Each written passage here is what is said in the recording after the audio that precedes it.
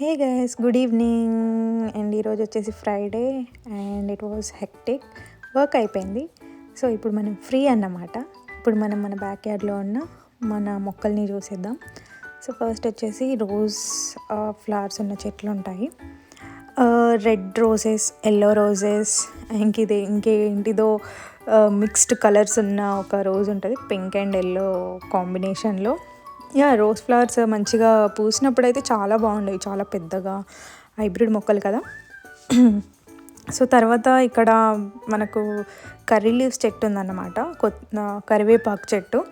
దాని తర్వాత మేము ఇక్కడ ఇంట్లో ఉన్న రోజులు అది రాలేదు, ఆ మొక్కకి ఆకులు రాలేదు.